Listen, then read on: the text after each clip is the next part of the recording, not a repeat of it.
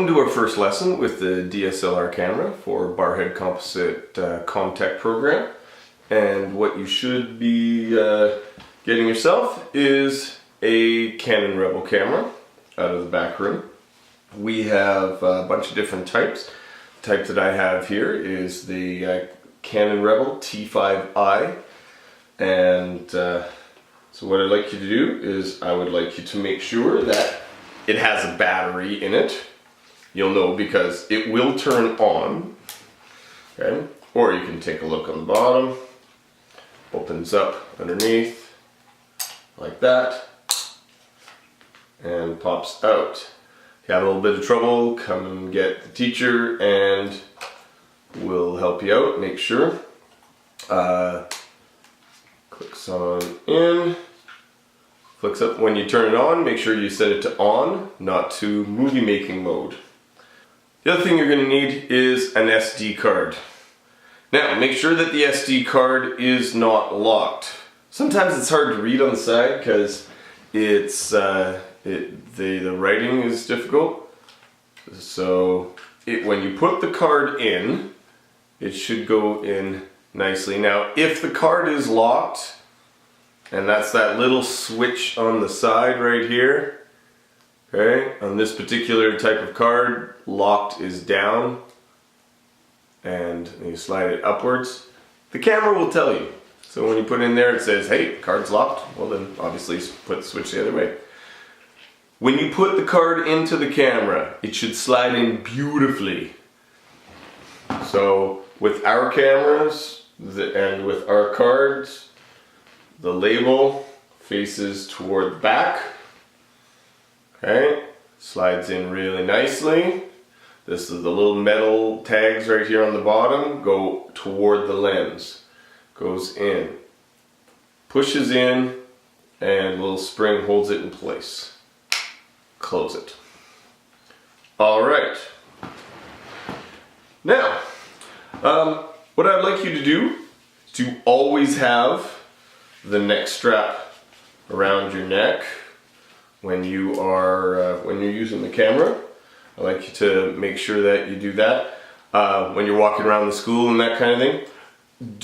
Doing these settings, it's going to be a little difficult. I'll let you take that off for now. If you can put it on a desk or something like that, that'd be great, just in case it slips out of your hands. Okay, but when you're walking around outside and around the school and that kind of thing, I'd like you to have the neck strap on, please. Okay. First thing I want you to do is you're going to make sure that the card is formatted. Hit menu, little menu on the back.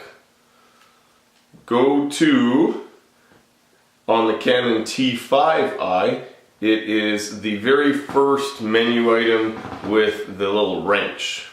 Pick format card and OK, set. Formatting the card deletes all of the pictures that were on it. Okay, so if you happen to have your own camera, you might not want to do this. You gotta make sure that you've got all the pictures that you want off of there. Then I also want you to go to the, on the T5i, it is the very last wrench setting. I want clear settings. So find clear settings. On the T5, it is the second last one. Pick clear settings and then go to clear all camera settings. And OK. Something else you need to remember.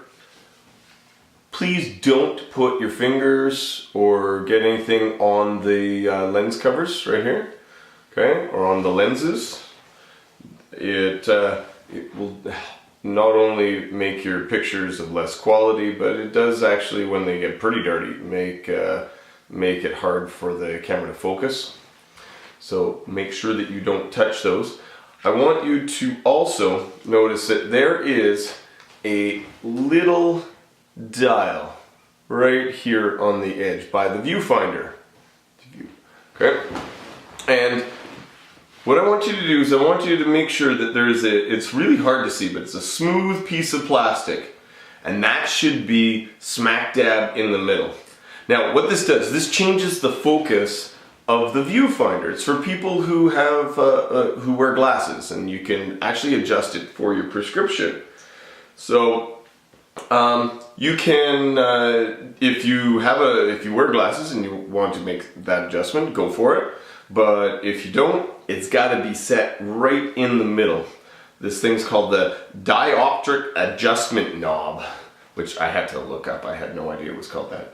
Okay, so make sure that the smooth piece of plastic is set exactly in the middle. Now, mode dial. That's the part on the top, right here. I would like you to set it to M. Set it to M. Now, there's a whole bunch of different settings on the top of the Rebels. There's 2 different parts. You notice that the dial is divided into 2 parts.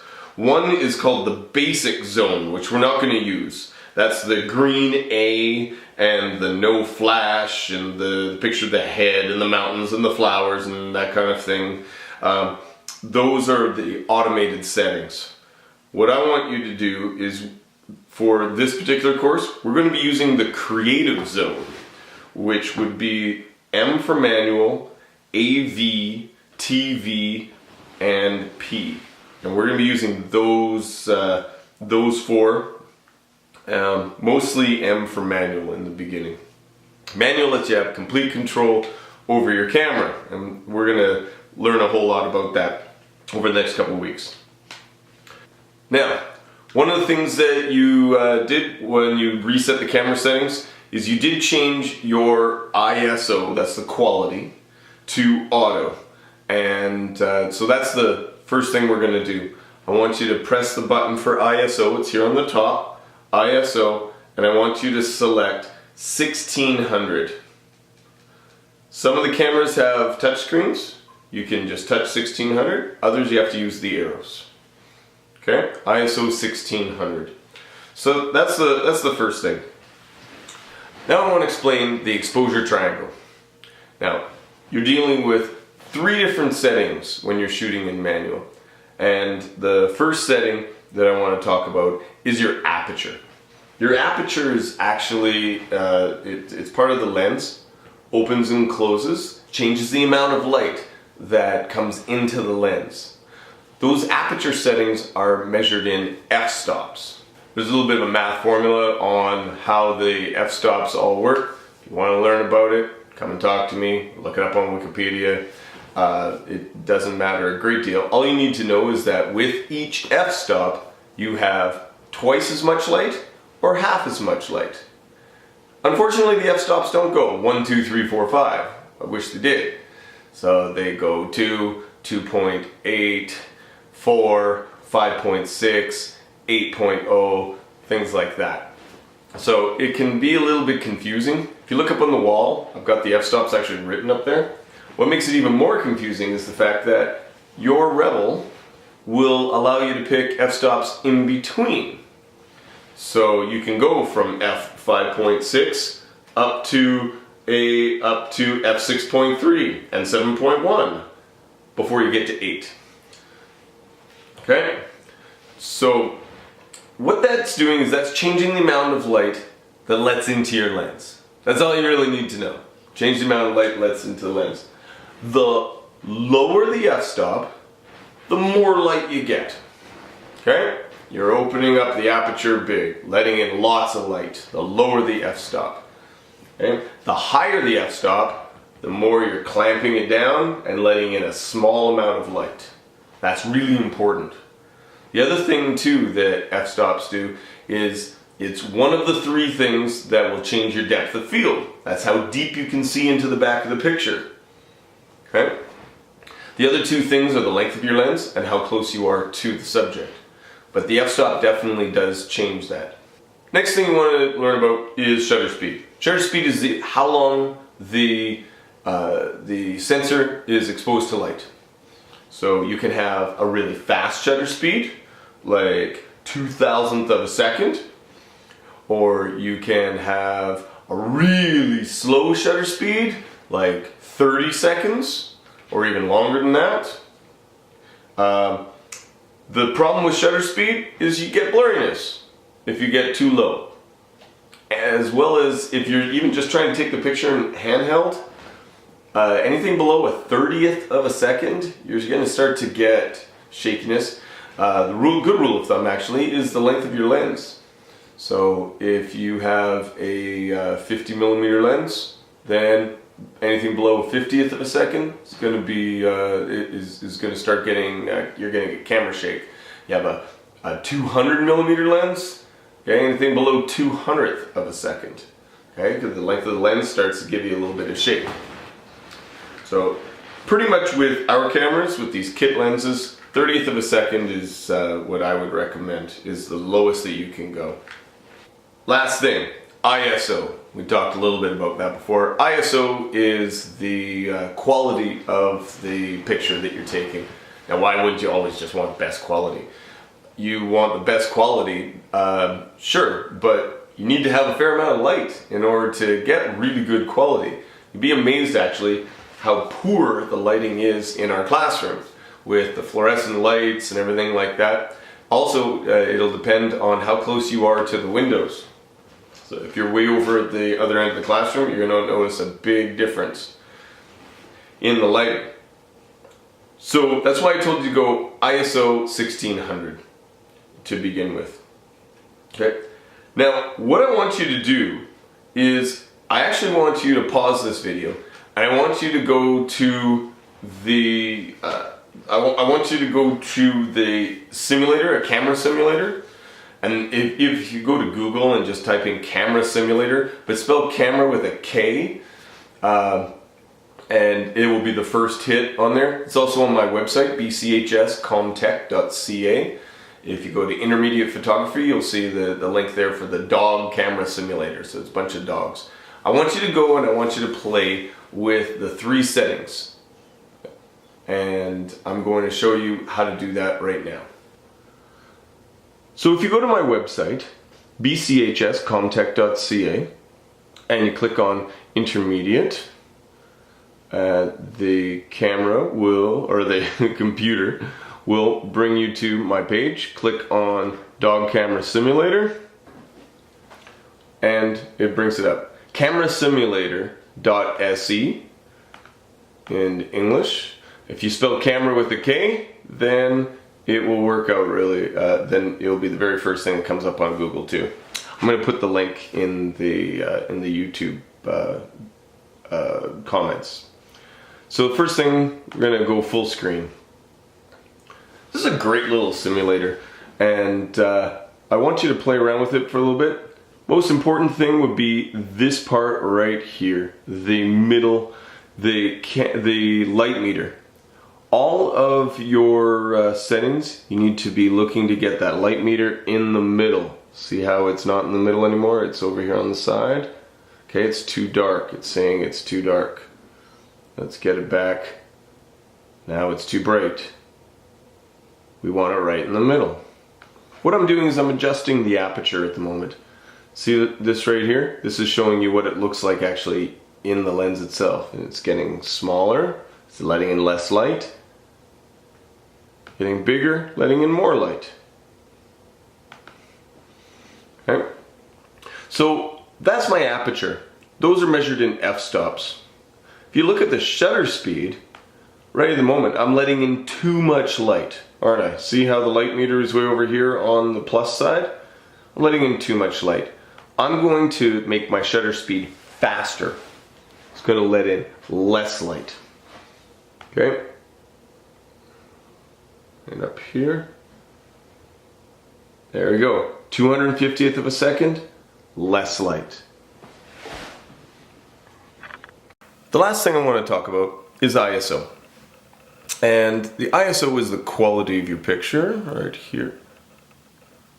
If you take a look, you will notice when I go up to high ISO, see all the graininess that happens in here? And when I go down to low ISO, we have a better quality picture. And you might say to yourself, well, why in the world wouldn't we always shoot like this? Well, sometimes there's just not enough light. Sometimes you're in a darker room and you just have to go to the highest ISO. That's why when you shoot with your cell phone camera or something like that inside, you'll notice it gets really grainy. And this simulator is pretty good for showing you this. Of course, it's got some limitations. Now, I want you to play around with this. I want you to see if you can get good settings at all of the different ISOs. So here we are at ISO 100, and we're at aperture 2.8. Okay, well that's great. So what happens if we want to shoot at aperture 22, f22? Okay, that's a really small aperture, small hole there, letting in not very much light, so we need to let in more light, slow the shutter speed down. Why in the world would we want to do that? Okay. Well, for one thing, you'll notice that we can see deeper into the back of the picture. See how we can see all these trees are in focus? But look at this. Because these dogs are moving, a half second is just too slow. Just too slow. If we go up to a 30th of a second, we're going to need to back our aperture off. But now look at the back. See the back? The background is blurry. It's not in focus. So what we're going to need to do is we need to reduce the quality of the picture. When we bump the ISO up, that allows us to make this hole up here, the aperture, smaller. There we go. Look, the background's more in focus. We go all the way up to 1600. The background's a lot more in focus. But we sacrificed quality. See all the digital noise that's in here? You can especially see it when it goes darker. You can see the digital noise. 30th of a second, something moving would still, to tell you the truth, be kind of blurry. 30th of a second, it needs to be used for items that are holding still. So we would need to go up to about 125th of a second in order to freeze the motion of that dog, maybe even 250, which means you're going to need to let in more light, and that's going to blur the background. So you're going to have to, you do need to know a number of different things when it comes to shutter speed. Play around with this, see what you can do. Notice that there are other settings up here. So this is what I was talking about for shutter speed. If you wanted to make the water all kind of blurry, we'll put it down to half a second. Put this on a tripod. See the way that the water looks when you shoot it at half a second? That's kind of nice. But if you wanted to freeze the water and get all the different droplets, we'll go up to 2,000th of a second. And you notice we're still too dark, aren't we? So we can bump the ISO up. There we go. Light meters in the middle.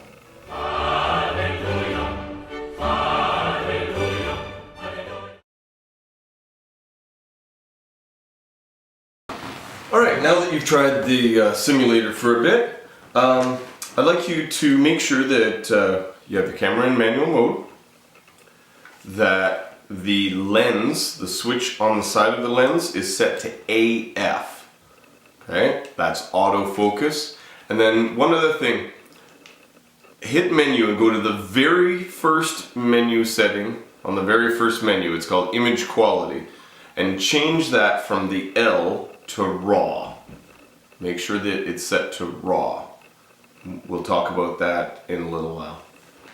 Alright, so now before also I said I wanted you to have ISO set to 1600, so hopefully you still have that. If not, change it 1600. Then what I want you to do is we're going to adjust the aperture. We're going to get the aperture, we're going to make it the widest aperture, the largest aperture possible. That is the lowest f-stop.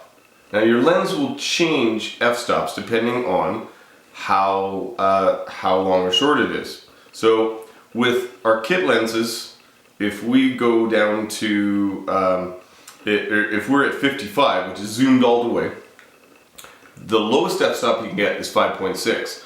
But if you put it to 18, the lowest f-stop goes down to 3.5. And that's what I want you to do. So put your lens at 18. You'll notice it says 18 there on the top. And I want you to activate the light meter. The way you activate the light meter is you press the shutter button down halfway. Okay? So don't worry if you take a picture, it's alright. So press it down halfway. The little beep that you're hearing is that it's focused on something. It's focused on a door over there for me right at the moment. And then what I want you to do, hold down the AV button with your thumb. You have to make sure that there's two little orange arrows kind of things that go around the F stop. Press that, and then you can dial it all the way down to 3.5. Okay? Now, depending on your settings, when you activate the light meter, you have, you've got, I think the default is 8 seconds, I'm not too sure, but you don't have a long time before it kind of gives up. And that's to save your battery.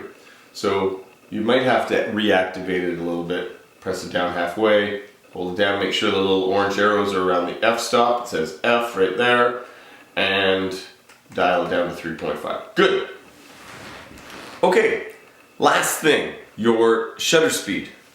Your shutter speed now is going to be different no matter where wherever you're pointing it. So I can't tell you what shutter speed to use. All I can tell you is that the light meter needs to be smack dab in the middle. So look through your viewfinder, activate your light meter by pressing it down halfway, and turn your shutter speed until the little arrow is smack dab in the middle.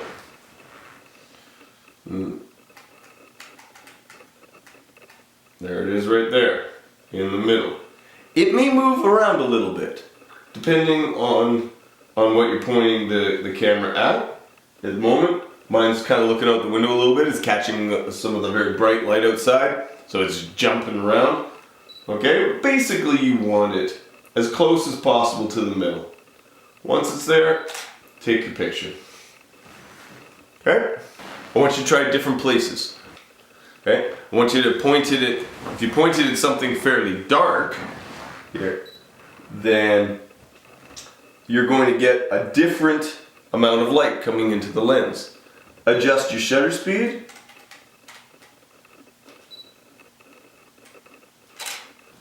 And take the shot. Okay. I'd like you to try that 4 or 5 times, just around the room.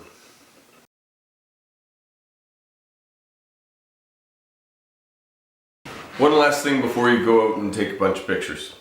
I want to talk about autofocus. One of the great things about a camera like the Rebel is that you can actually change the spot where the camera focuses. Now, the button in order to do that is right back here. It's the furthest on the right. It's over here. And when you press it, sometimes you're going to have to activate the light meter in order to see this, but see all these dots? If you turn the dial, you can pick the spot where it's going to focus. Now, when it shows everything, that's automatic selection. And the camera's going to pick what's closest or brightest to you. But once you're past that, you can pick a whole bunch of different focus dots around the camera. So if you want to go rule of thirds, you don't have to focus and readjust anymore. Now you can set up your focus dot for the for rule of thirds automatically.